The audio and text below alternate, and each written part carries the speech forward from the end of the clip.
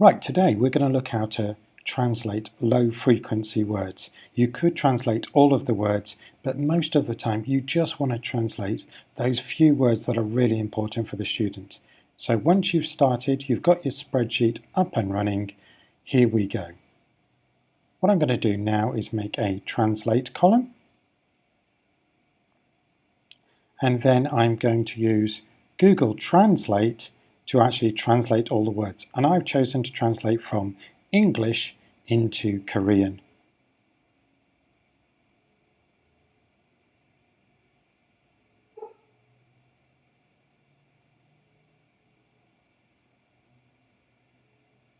Right, let's have a look at that formula in a little bit more detail. So that's the cell with the word in. It can be more than one word, but that's what we're doing. The original language is English and we are translating it into Korean. So those are the codes that we need. Now, I want to say it does take a few little seconds for it to actually do this. So this next bit is in real time, so you can see how long it does. But once we've got our formula in, all we have to do is copy and paste it.